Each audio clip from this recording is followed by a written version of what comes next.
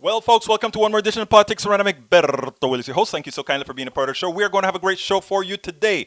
But you know how I want to start before I even start to read about the show? You know how I want to start? Do you remember?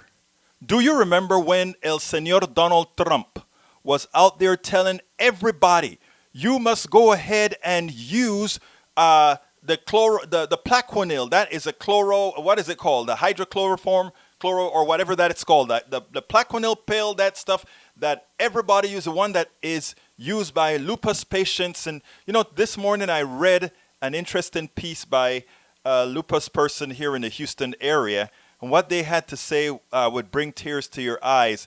I mean, when they talked about, as it turns out, while you can talk about using this drug keeps us alive. And by creating a false demand for a drug that doesn't even work, think about what you're doing to all of those of us who depend on that drug. Think about all of us who depend on that drug, she continued. And she said, I have to live this every single day. She has to live it every single day. And we have a president that was out there pushing this product onto the masses, because bottom line is, he had people, he knew people, maybe him himself, who had stock in that company, who was responsible for getting that out there. Folks, this is the world we are currently living in. This is the world we're currently living in. Well, it turns out today what happens. All these reports, the VA did a study, and the study turns out that this particular drug, Lee Grant, how are you doing? How are you doing? COVID-19, well, we'll talk about that later on. Lee Grant and Michael Rudnin, we'll talk about that a little later, but we'll definitely talk about that. But anyhow, folks, as I was talking before, now it turns out that that drug, the Plaquenil that Donald Trump has been recommending that everybody take, welcome aboard Bruce Pollard, welcome aboard, does not any longer, or not any longer, really doesn't work. But you know what? We didn't have to hear, they didn't have to tell us that. We knew that. We all knew that. Those of us who've been following all of the works, those of us who've been following all the rules, everything, we understood that those drugs really, really didn't work. Anyhow, we have a great show for you today. What's on tap for today? Title of the show, They Need Your Work. They need your work. Demand Medicare for all and a real safety net, people. The right wing and their sycophants want you back to work. They want you back to work now. It is time to bargain for Medicare for all and a robust safety net. We're going to talk about why I'm saying this and why this is the ideal time. You know, it's easy to talk in generalities. It's easy to talk in probabilities. It's easy to talk in forms that says, well, if this happens, this is going to happen. But if you don't have the material facts, if you don't feel the pain, some people do not have the appropriate empathy to understand what's going on in the world and cannot react until they see it happen. You know, one of the differences they talk about, people on the right and people on the left, is empathy level. They're the same. People, they have the same character in general. They have the same morals, all that kind of stuff. The one thing that they lack is that empathy thing. When we were talking about things like gay marriage, meaning same-sex marriage and all those aspects of things, people didn't think of it seriously until it impacted them. So when we had the Republican senators find out that their daughters, find out that their sons ultimately were gay, that is when they decided to say, oh my God, gay people, I have it in my family. And guess what? Welcome aboard, D.L. Lieberman. Welcome aboard. What happens then? It finally affects them, and they see why they needed to legalize, why they needed to make gay marriage, same-sex marriage right. They find out things about, oh my God, my daughter is married to this guy who is a minority, and oh, he goes through the same thing as any other minority. Oh, suddenly you see it.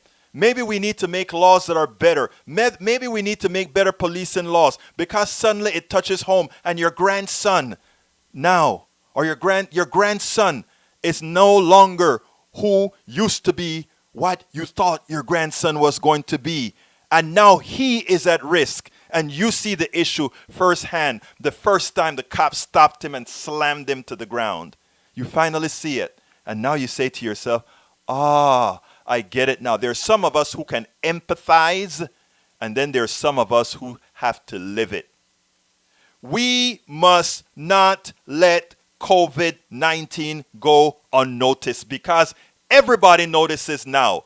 Who are the people in power? Who are the people that run this economy? Who are the people that enriched the few that are enriched? So, we'll talk about that a little bit later. So, folks, Americans want to go back to work too, but they must not without guarantees. The large economic slowdown shows the power of the masses. They have created an oil glut. They have brought corporations to their knees. Unfortunately, I have a typo there. I said needs. Unfortunately, as the stimuli show up, those with power are monopolizing on the free cash. It is time for those who do the real work in America to bargain. And we can, if we do not allow the indoctrination of the past and the fear of the present to work. Remember that. Remember that, my brothers and my sisters. We can, if we do not allow the indoctrination of the past, the Powell Manifesto, and the fear of the present to work on us. Hey, if you've never heard of the Powell Manifesto, just go to egbertowillies.com. Let me put that in here. Go to Egberto. Actually, you know what? I'm going to find the Powell Manifesto on my page as the next thing play, and I'm going to put a link to that thing in the notes so that you guys can go take a look at it, because we have to be. Look, we have about 2 months, folks. First of all, we are going into a depression, so be prepared. It's not a bad thing. People are not going to starve like the depression passed. They're going to suffer. They're not going to have the things that they had before. But we are going into a depression. I cannot see any way out of it. Because COVID-19, the lies that's been told by the right to their people, are going to exacerbate that depression. It will exacerbate, and I see it. I'm not reading it complete, but I saw CSAC talk about famine, and brother CSAC. Although we are on polarized different ends of the thing, I want to talk to you about famine because, brother, you need to be changing your modal because famine is coming worldwide. You are absolutely right, and we need you, brother CSAC. We need you badly. But we'll talk later. Let's continue with the program. What I want to do is the first piece I want to play for you is a piece on what Katie Tur did yesterday with the mayor of Las Vegas. I want to show you the thinking process of those people on the right. She calls herself an independent. But I want you to see the thinking process on the right. Folks, if you're just joining us as well, whether it's on YouTube, Periscope, Twitter, Twitch, or Facebook, please go ahead and share this show. This is important. Es importante este programa. Ahora, si son latinos también, por favor, muévelo que tenemos que, toda la gente tiene que escuchar eso. Everybody needs to listen to what we're going to be talking about this. And Mark Pavlovich, I'll explain what Medicare for All means as soon as I get back and start answering those questions. If you guys have questions for anything I say, if you disagree with anything I say, lay it down there and we'll talk about it, because I want you guys to remember one important thing. This is your show. This is the show. Politics done right belong to us all. Anyway, I want you to listen to this, brothers and sisters. Listen to this.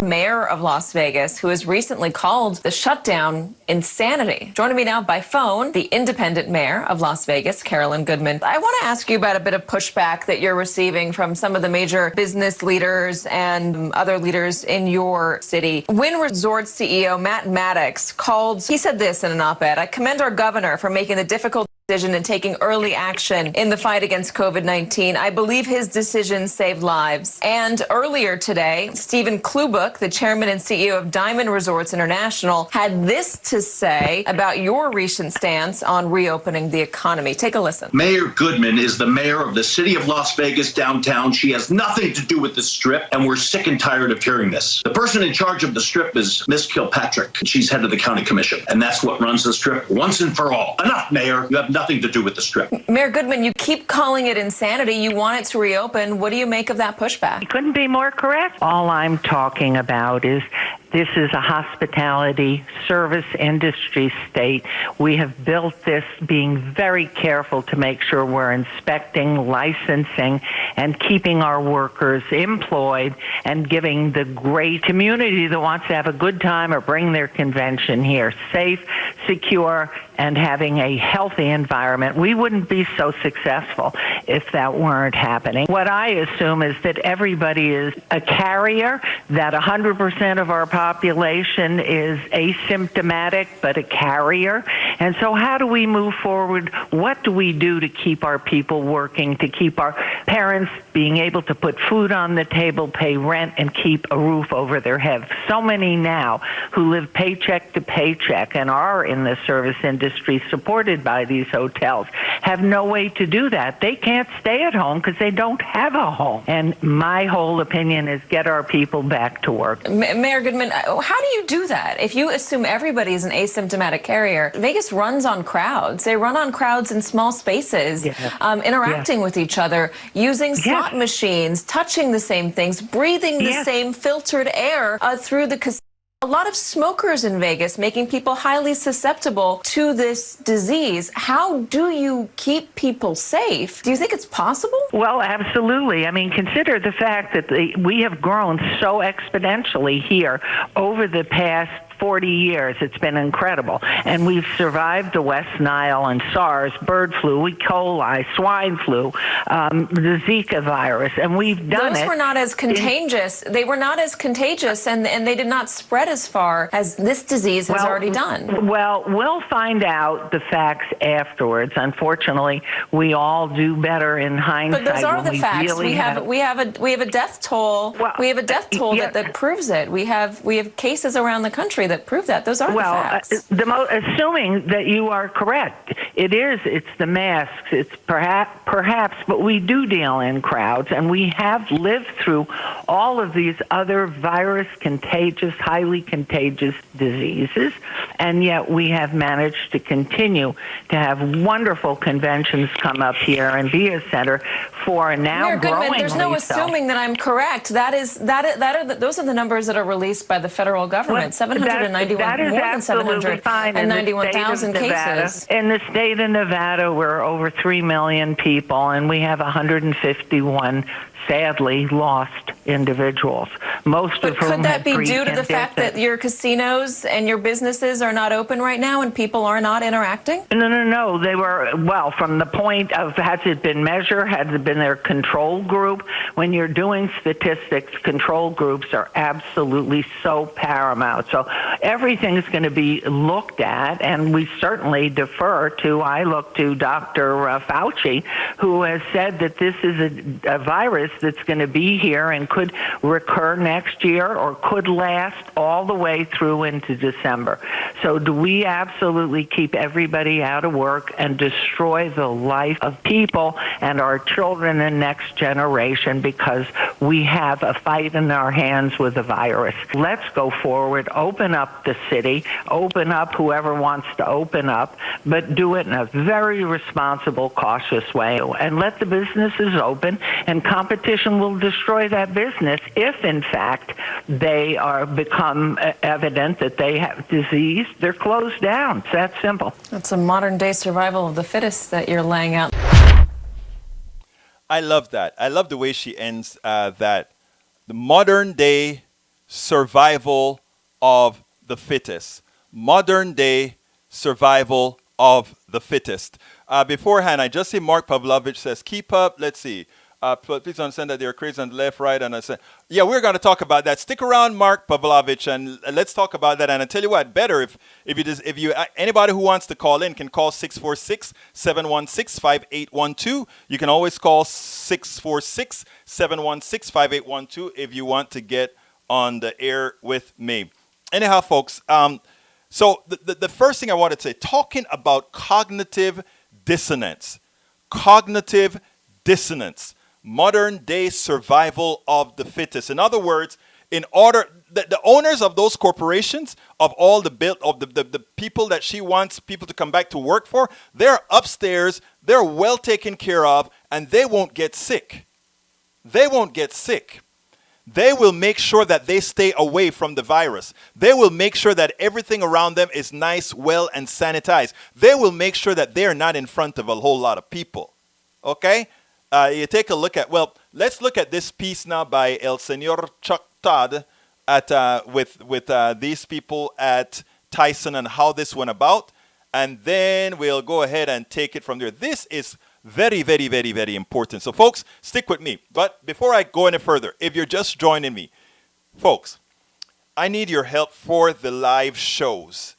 Whatever platform you are on, whether it's YouTube, Facebook, Twitter, Twitch, or Periscope, please go ahead and share this on your wall, share this on your timeline, share this everywhere so that people can start getting a little bit more of this info from a different point of view that is more down to earth to the people who matters and not in the elitist model, if you will. So I ask you so kindly to do that. But I want you to listen to, we always like to think that the private sector, we are fed day after day that it is the government sector that always screws up, and that's the private sector that is so benevolent. It's the private sector who does things right. Last night I was even watching a program on fishing in the Northeast, on the Massachusetts coast, and what the government is trying to do is privatize the seas, right?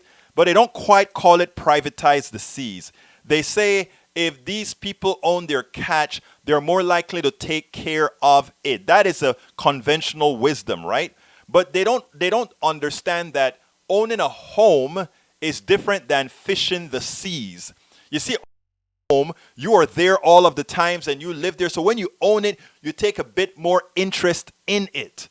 But when you're fishing in the seas, the thing about somehow privatizing that and thinking you're going to take good care of it makes no sense. The people who want to be magnanimous will, and those others won't. And that's exactly what happened in New England, where the federal government has destroyed thousands of fishermen and passed it all the way on to the big corporations as usual, because they are the ones who survived. But that's another story. But what I want to say is, it is not always the case that private companies do things right. In fact, I will tell folks that the United States Post Office gets a bad rap, but which private company can move a letter for 50 cents? And anybody wants to say, oh, but the Postal Service is now bankrupt?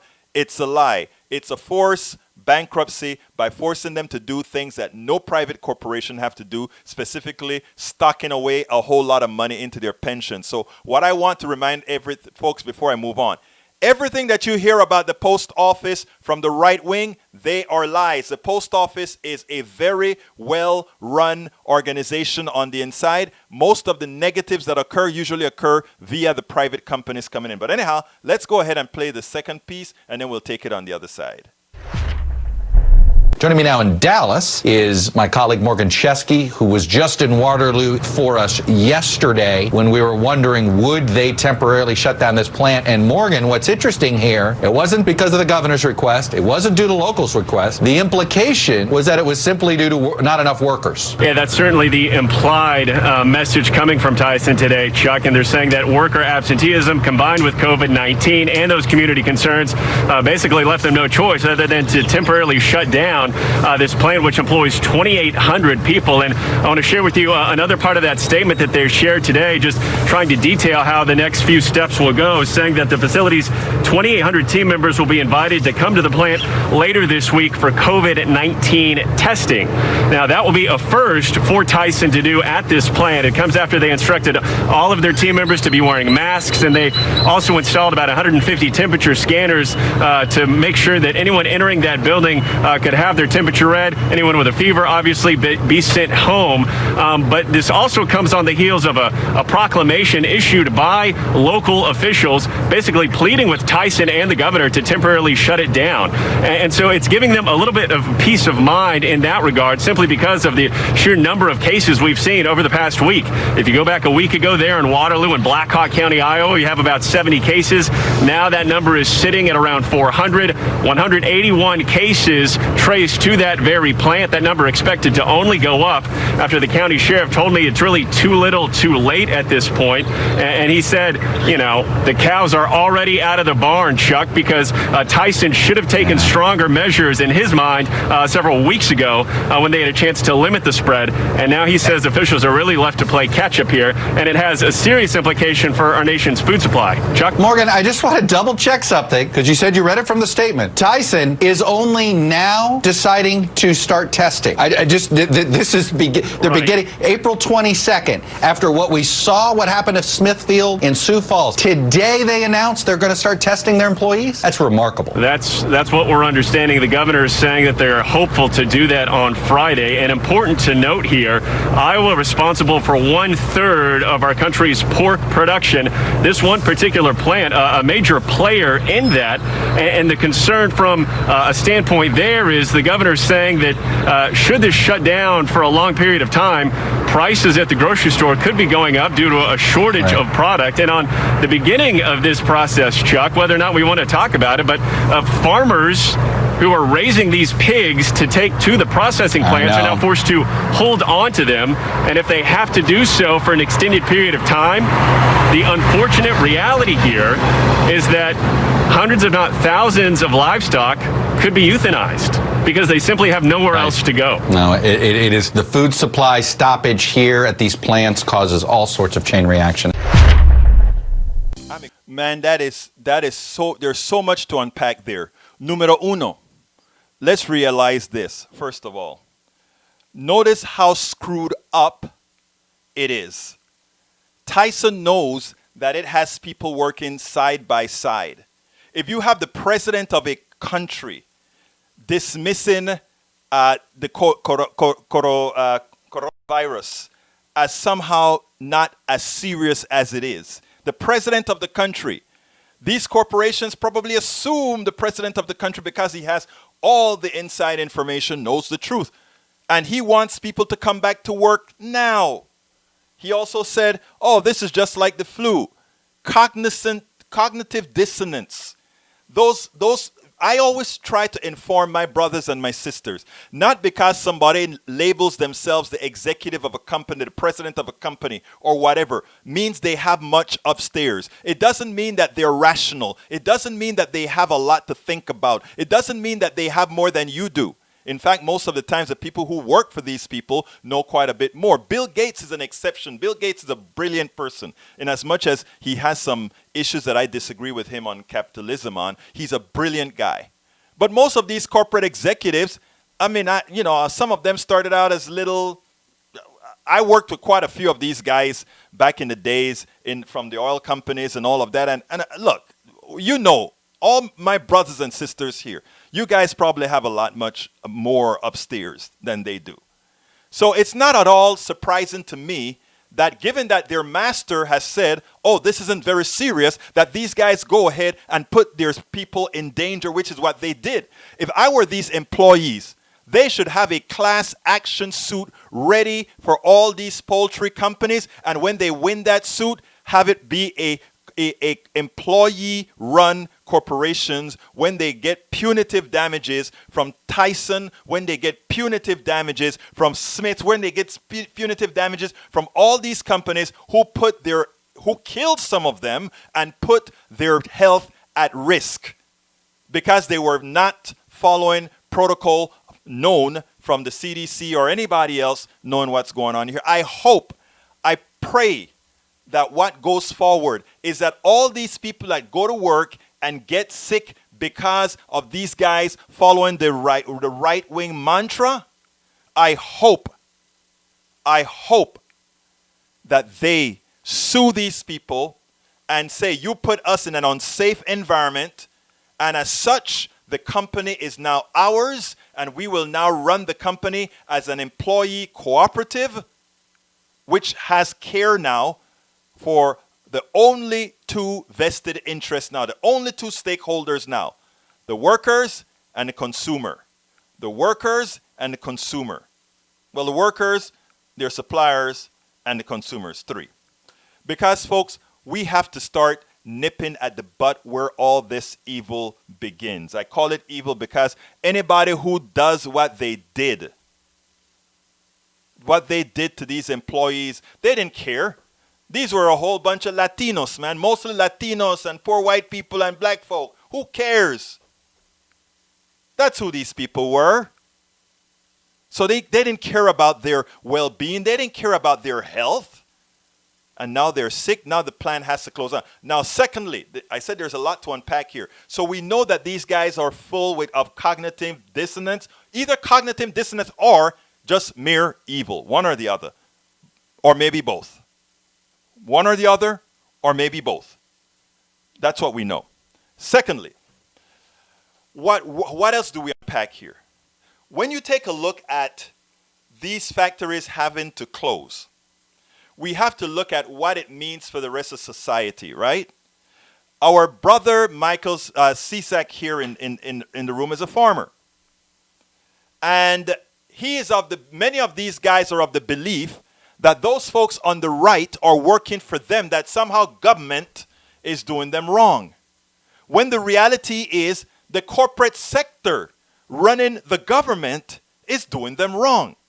As an example, we can take a look at, let's start with the tariffs that all these farmers had to pay, not the farmers, the tariffs that the people had to pay, Americans had to pay to bring food into the country and bring other products into the country. And in retaliation, foreign governments stopped buying American goods. And Trump goes out there and he lies to his people who, sycophants, believe it. China is paying the bill for all these tariffs that we're charging. And in the meantime, our farmers suffer. In the meantime, our farmers suffer. So all those guys that are growing these soybeans, all these guys that are growing these exotic plants that are normally gone to China, there's a big country in the south, Brazil, a huge economy just waiting in the wings. Another right-winger that took over, and somehow Trump thinks it's his friend. But now, they don't treat China the way we do. They don't treat anybody the way we do. And everybody else now goes to Brazil and some other countries out there. And our farmers, because we have a pompous buffoon as a president, our farmers are suffering. And now we have a president that does not believe in science.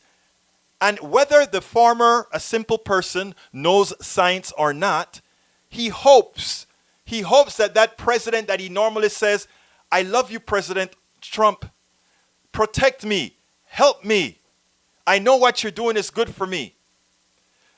Because of his because of his impotence, because of his stupidity, because of his ignorance, because of his willful desire to profit on a killer virus, he goes out there and he makes things difficult.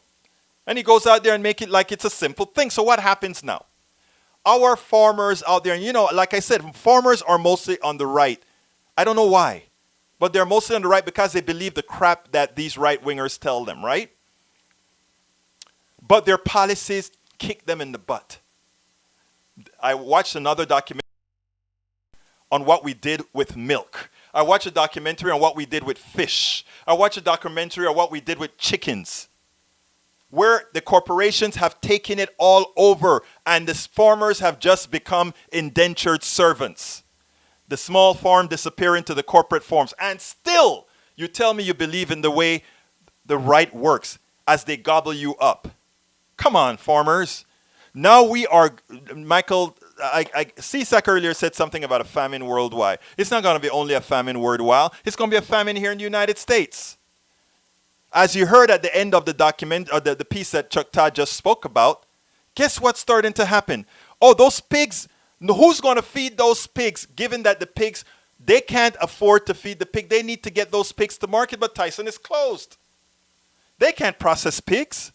And what happens then? As Tyson closes, less pigs on the market, the price of pig goes up in the stores. People now have to change their diets because they can't afford it. They don't have any jobs.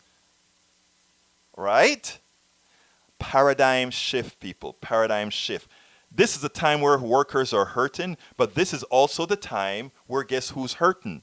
The plutocracy, they are starting to find out that they can't really live without the masses. It's a symbiotic relationship of which they were taking it all, or which they were taking most. They were taking it from the farmers, they were taking it from the workers, they were taking it from every single person. Yes, Bruce, collective farming is a perfect thing. It's a perfect thing. It's a perfect thing. So what I'm saying here, it is time now for us all to unite. The farmers, the workers, everybody have to stop believing the crap coming from the corporatocracy and from most of your elected officials. And come November, we really have to do a number and let folks know exactly who we should be working for, who they should be working for. You see, right now, they are scared to death. You are making them scared. Because you are scared of this virus, you won't work. And because you won't work, they are falling apart. I love that, Bruce. The grains, let's just make food. They are falling apart. They are falling apart. Mike Cisak, you don't understand collective farming. We're not talking about government-run collective farming that they had in China and Russia. That's not the collective farming that Bruce is talking about. It isn't the collective farming. You need to talk to some economists. My God, I interviewed an economist on collectivism, not only in farming, but in business and other things that works. Why do you think that having some plutocratic head, some capitalist head is going to be better than a collective? Why do you think putting most of a profit and income to a few makes it for you to work better? Then you believe in slavery. You believe if there's some master on top telling and directing everything of, people don't understand this. And it is hard for me to understand why they don't. Capitalism is not much different than slavery. It's just antiseptic slavery. Okay? It's just antiseptic slavery. You don't need a whip anymore. You don't need the whip anymore. You know why? Because capitalism is perfectly fine-tuned slavery. It has nothing to do with democracy. It isn't free enterprise. And that is a hard thing. Read the Powell Manifesto. I was looking it up and I couldn't. I need to index that to make sure that I can actually find it for people. And I'm looking it up right now. It is nothing more, people, than here is a document. I want all of you guys to read this link that I'm putting in there. Okay. It also links to the Powell memo, etc. Let's see if this is the one here. I really want you to read this. Republican assault on the American fabric started with him. That's the article. So what I'm trying to tell you is this. I want to back up a bit. I'm going to go back onto the subject of food in a minute. But it's important to understand.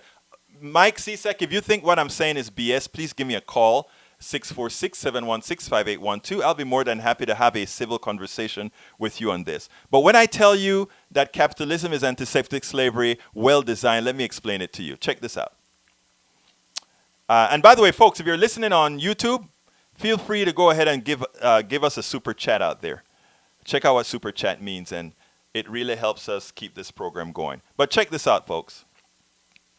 During the slavery days, right? You get a lot of black people or whoever is going to be the slave. You bring them over. They have no rights. They're just machines. They're just property. But you have to, a machine, you have to keep it oiled. If the machine gets sick, breaks down, you got to fix it. If the machine if it's get rinky dinky, you've got to put clothes on it. You have to do all these things, right, to keep it functioning and working for you. I'm coming to you now, 573, to keep it functional and working for you. Capitalism is a bit different, right? You still have to come and work, right? You can choose to leave. That's the difference between capitalism and slavery. Slavery, I own the property, so the property can't leave. In capitalism, the labor isn't owned, so it can leave. But because there is sort of a consortium, you still have to leave to another capitalist system unless you own your own company, of course. That's why I believe in free enterprise. Free enterprise, you own your stuff, you do your own stuff. You are the master in free enterprise. In capitalism, a few are masters and then your own. So now, the thing about capitalism is this. I don't have to buy you clothes. Whatever I pay you, you better buy the clothes out of it. I don't have to buy you health care. Whatever I want to give you for health care, if I desire to, I would. But when I can no longer afford it based on the wealth that I want to attain, I just throw it away and say, I'm not giving you health care. And whenever you get sick, I just say, bye-bye. A sick slave has to be healed. A sick employee does not. So I want folks to understand these concepts, and then maybe we'll start looking into Medicare for all, free enterprise, and all these good things that I talk about. Okay, let's bring on 573. Come on in. You're on, sir, or ma'am. Yes, Mike. Hey, my brother CSAC. Talk to me, sir. I just wanted to correct all of your misinformation. Please correct me, my brother. It pissed me off a little bit. Sure, go ahead. Okay, all right. Here's the deal as far as all these packing plants and everything else. Yes. There's very few left, really. I mean, Of as what? far as the large... Few left of what? as far as Mike, few left processing. of what? I didn't understand. The processing plants. Yes, okay, go ahead. Got it. Okay, basically, it's there's me, such as the cow-calf, that raises cattle on the farm on grass, okay, and calves and whatnot. And the calves grow. I sell those calves to the feedlots. The feedlots then grow them, right, and then they eventually have to sell them to the processing plants. Yes. Okay, the processing plants are the ones that actually cut your steaks and all your meats and all that kind of stuff that gets shipped out to the grocery stores, yes. the restaurants, and all that kind of stuff. So that's what I'm talking about. I'm talking about the processing plants. That's what you were talking about. Yes. The problem that we're running into here in the United States, we have 4 large processing plants within the United States for beef. Okay, just 4. Right. Okay. And there's maybe half a dozen to a dozen more that are much smaller. They're spread, across the U.S. and whatnot. Okay. But whenever you basically at one of these processing plants, it backs the entire production system Exactly. up. Okay, I know. All right, so the problem here's the major problem that us cattle producers are having is that when you have very little competition as far as these processing plants, okay, they pretty much determine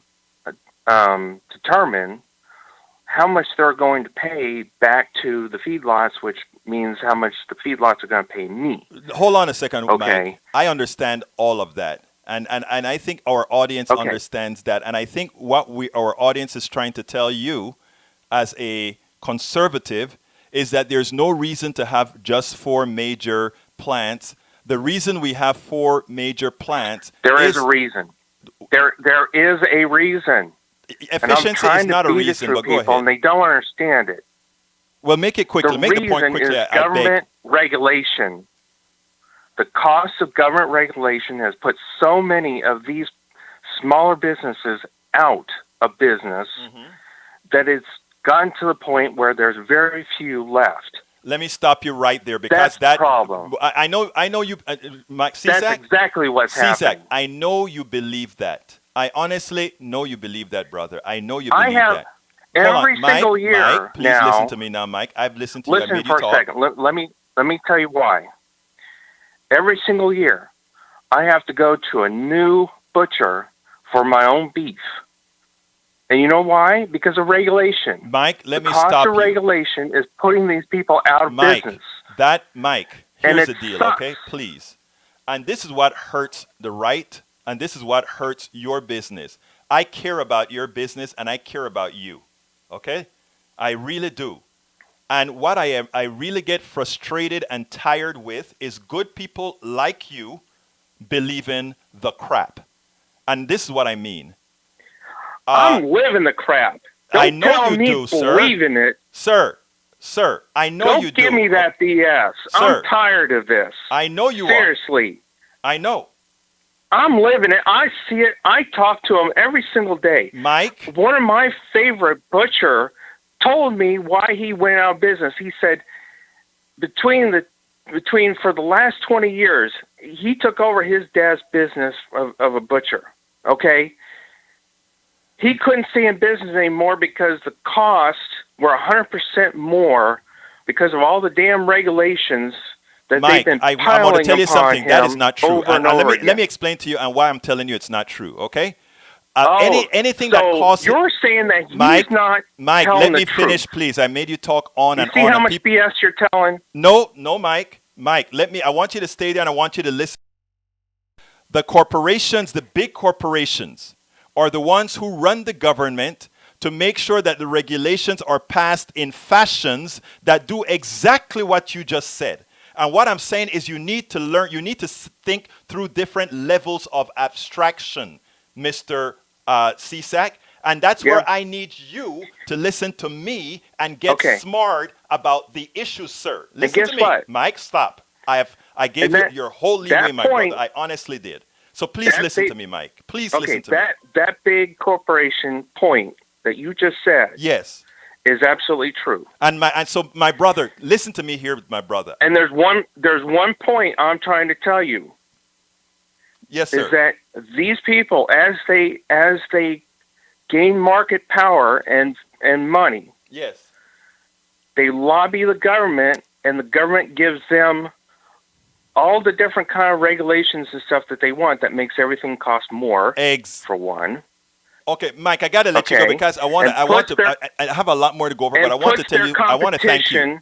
Mike, I want to thank you first of all. And puts their competition out of business. Mike, stop. Let me thank you first, Mike. Mike and the government. Mike, stop. If the government didn't have the ability to do that, Mike. If the government didn't have the ability to do that, then we'd have a hell of a lot more competition. Okay, Mike, I want to ask you a favor. When I ask you to stop, please, Mike. And that's the problem. Mike, stop and stay on the phone. You're excusing the government. Mike, stop and let me talk, please. Yes. Listen to me. Stay on the phone and listen to me, okay? We need you. We need the work that you're doing. We couldn't survive without the work that you're doing. But there's something else we need out of you. Ideology. We need you to get the heck out of that right-wing conservative ideology, believing it's government and not the people who are claimed to be on your side that are screwing you. Those corporations are the same ones that support the people you do. And that's what I'm trying to tell you. Those corporations that are screwing you support the same people you support. So I need you to understand that. And by the way, and also it applies to neoliberal Democrats as well. I am not holding back here. It applies to neoliberal Democrats and right-wing Republicans alike. So Mike, I appreciate you calling. I also appreciate you listening. And we're going to get together and make some changes, brother. Thank you for calling. Well, here's the thing. I got to let Get you the go so government quick. to not give. Yeah, if the government cannot give those preferences and those regulations, those businesses can't do anything. They have to compete with the rest You're right, of us. but that's another subject. We'll talk about that another time, Mike. Yeah. I appreciate you. And I want you to that's know the that. issue. Keep in the fight, and you come in the fight with me, okay? all right? I appreciate if you stop with the BS, okay? All right, please. Listen, I am not talking BS, but you just keep listening to me. Eventually, we'll get it. We'll get there. Take care, brother. Yeah. Bye-bye. Yeah. Bye. All right, folks. That's Mike. Look, a lot of you see Mike C-Sec in our room, and you look at Mike as a bad guy and that kind of stuff. As he always hits me up, and he says what I'm talking is BS and all of that. He's wrong, okay? But I like Mike because Mike is really a very hard worker. He's a farmer. He raised cattle. He does all this stuff. He does it. So he's a part of our supply chain, and he's getting screwed. When he talks about the thing that we have to get to these folks that are getting screwed is to show them the genesis of their screwability. Because right now he looks at it as us crazy liberals that are doing it, when us crazy liberals, us crazy progressives are the ones that will pass policies, are the ones that want policies that make life better. But the reason I wanted to get Mike off of the line, Mike, is not that I don't love you. You know I love you, Mike. It's to talk about Stiglitz. I've been talking for a very long time that we are going into a depression. And the reason we're going into a depression is multifold, right? People are going to be scared to work, and those people who just can find a way to stay home are going to do so. And a lot of folks are going to do what a lot of us are doing right now. We are realizing that staying home ain't all that bad. And it isn't that it ain't all that bad. It's a lot more liberating. You're freer. Your credit card bills look a lot better. All those things are now true. The air, as we drive less, feels better. So the corporate media giving you all the advertising that is telling you spend, suddenly doesn't mean much anymore because you are starting to live a good thing, right? So therefore, C-Sec, I'm not going to touch that right now, but we'll talk about that later. So that is what's happening, right?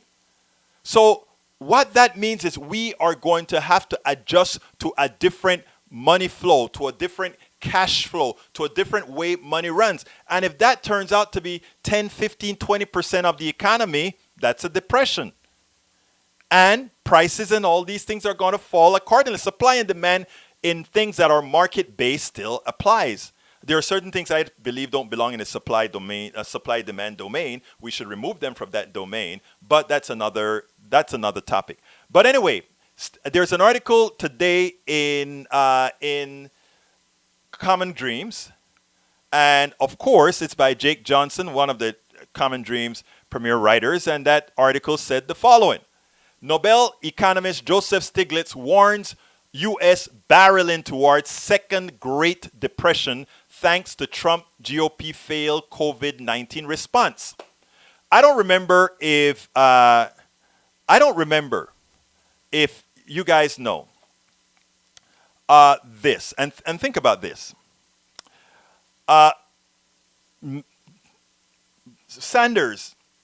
Bernie tried to show people why we needed Medicare for all. Bernie Sanders, and when I say Bernie Sanders, I'm not talking about Bernie Sanders the man. I'm talking about Bernie Sanders the movement. Anytime I say Bernie Sanders, I mean the movement. All right? So Bernie Sanders was constantly talking about why we need Medicare for all, why we need student loan forgiveness, why we need a Green New Deal, and you know what? COVID has shown us COVID has done more for this movement than the Bernie movement ever could. Let me tell you all that it shows. Numero uno, it shows that we can live a life without mass pollution and finally start to see the skies. Henceforth, a Green New Deal makes sense, because how can we realize a beautiful environment again, where we can see the skies, where we can breathe again? We turn to a Green New Deal. We have an environmental type policies where the jobs are not necessarily going to fully come from oil and hydrocarbons, but suddenly come from insulating your home, building more generating plants based on waves, based on wind, based on solar, based on all the hydro, based on all these things. We see a generation that had never seen the sky in China, that had never seen the sky in LA, wake up every morning and see a beautiful sunrise. They can see, wow, that is what a Green New Deal brings you, right?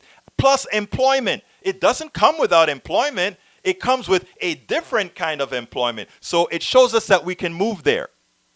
It also shows us that employer-based health insurance is stupid. It has always been stupid, but it was used as a bargaining chip before. But it's a bargaining chip that makes no sense. Because what happens now?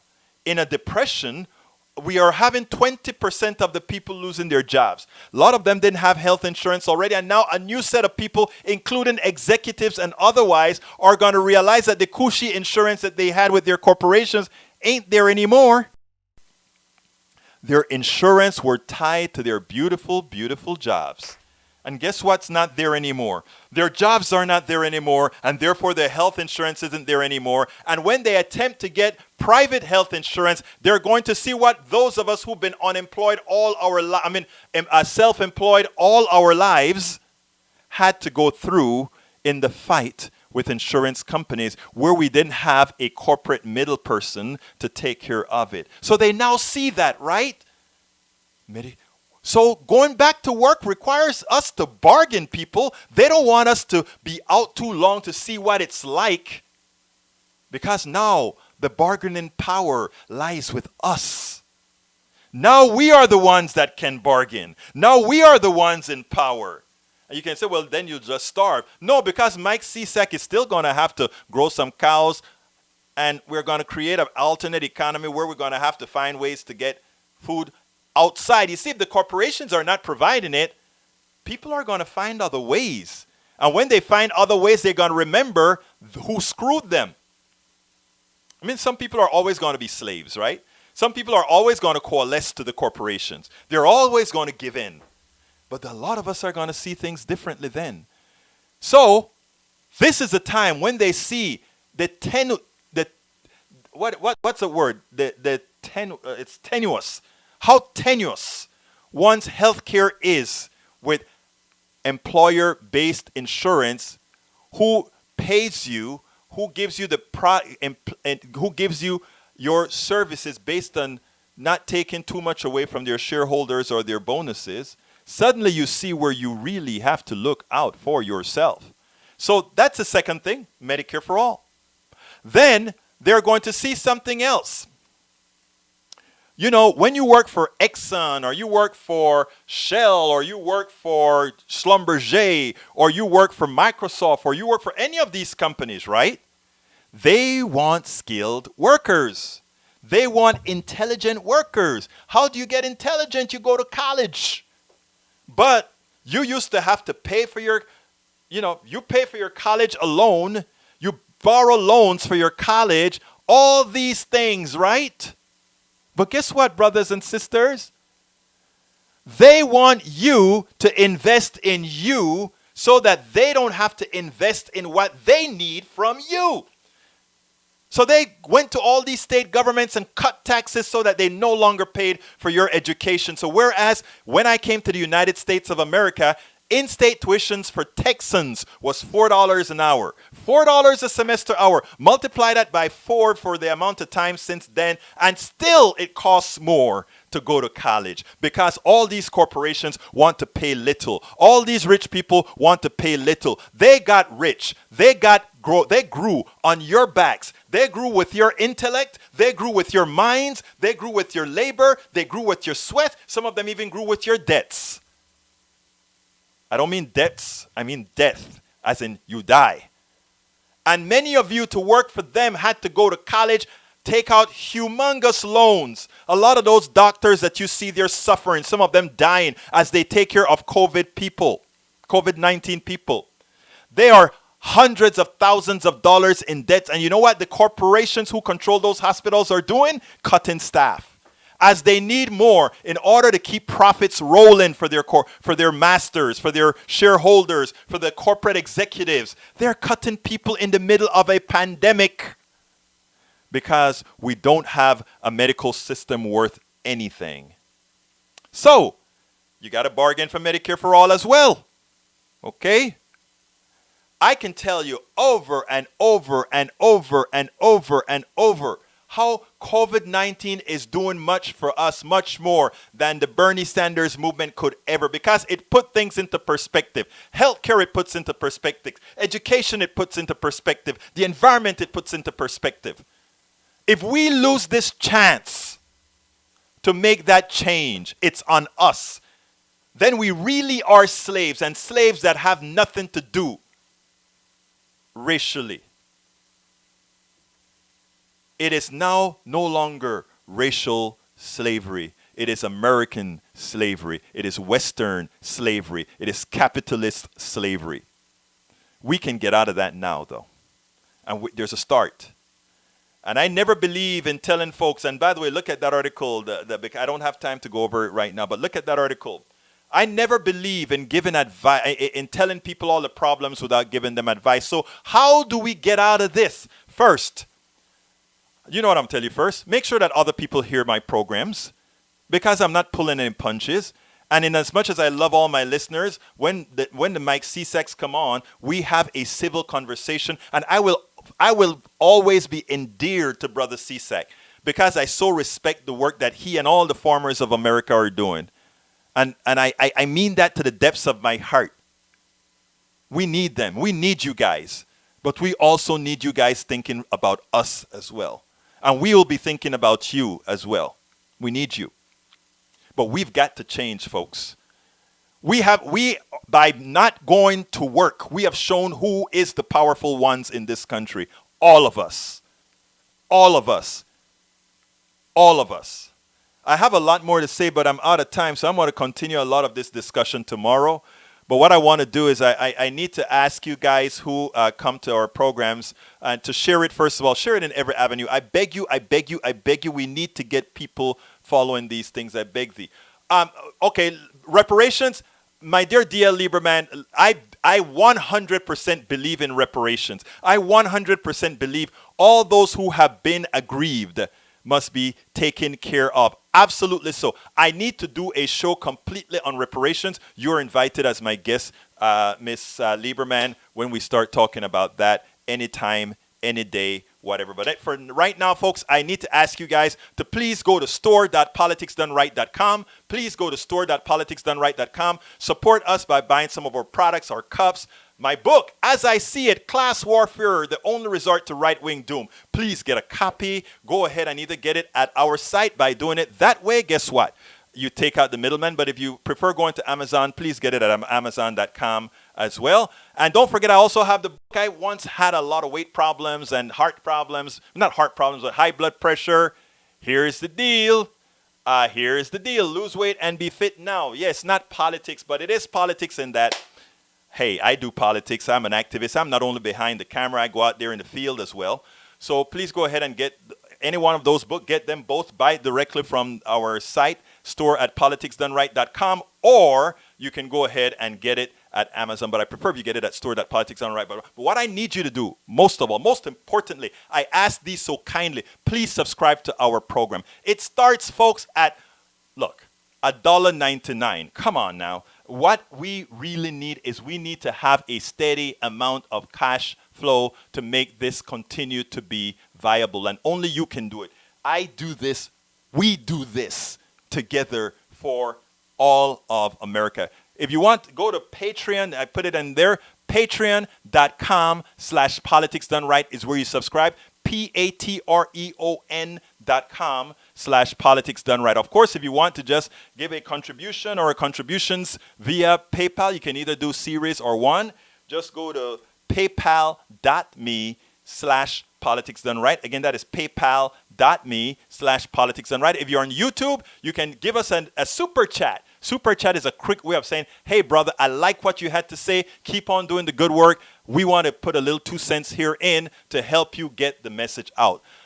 And again, you can go to our store, and I'm putting that up here now, store.politicsdoneright.com. But again, what we really need is we need hundreds of subscribers to make this viable. Please go to patreon.com/politicsdoneright. That is patreon.com/politicsdoneright. My name is Egberto Willies. I thank you so kindly for your ears. You know I love you all. You know what I preach. I preach that whenever we unite the ghettos, the barrios, and Appalachia, it's all a stereotype, I know, but when we get all those three people to stop working against each other, when we get all these people to realize that we have common interest, and that the only reason that we are apart is because the corporatocracy needs us to have to fight among each other so that we cannot look at those who are harming us.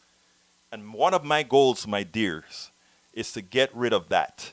My name is Egberto Willies. This is Politics Done Right. And you know how I end this baby? I am what? Out!